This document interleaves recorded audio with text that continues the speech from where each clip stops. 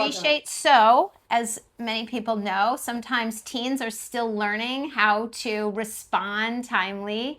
And so the communications that we do get from Hank include both the parent and the child. And so that is helpful to both parties, I think, because then as a parent, I can see what's going on. If they're in school and I have my hands on the schedule, then I may know something better.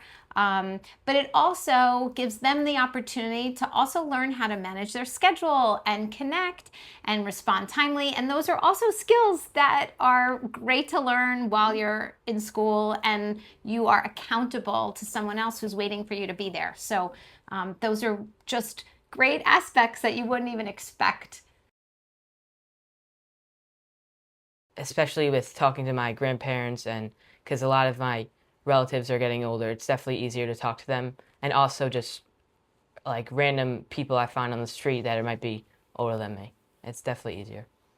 Casey works in a restaurant, and so there are many community members that come in. And so some of that is, if you're bussing tables and people are sitting at the table and you're trying to be friendly, this is just another way for him to be practicing those skills and being able to talk to people. So, and he's done a great job. Yeah. Yeah, so when we were doing the process, I had to get a relative to complete a recommendation, and also two like friends, I guess. Community members. Yeah, community members, friends. So I think it was relatively easy. I just had to list their contact information, and they just had to give a little statement about like my role in the community and the things I've done. So it was overall a pretty simple process, but it just made sure that the seniors were kept safe and I was also kept safe. From a parent lens on the vetting, it was so reassuring to know that the kids are their character is looked into to make sure that they are a good fit for Hank, right? Because I think there's a certain amount of openness that the kids need to have to work with the seniors, right?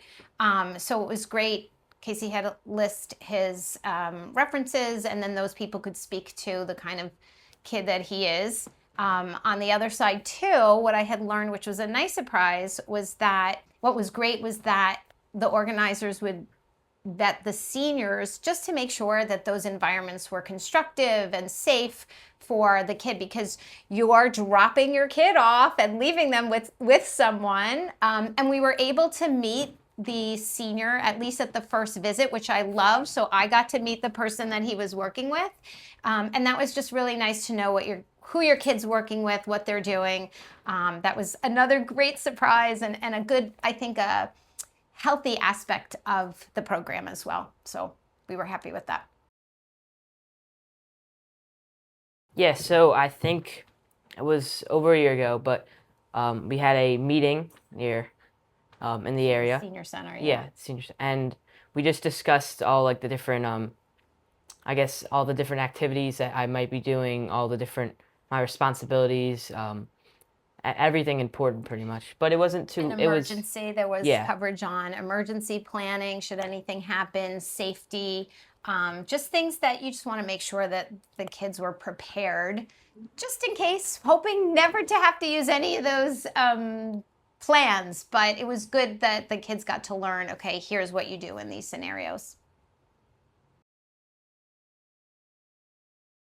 We did talk about tough topics, right? And it's like those. Think about those things, but again, they need to be prepared to handle and just be aware that really. So I think it was like it wasn't to scare the kids, it was just to raise awareness to be sure that should something occur, they know what to do and who to call and how to handle it.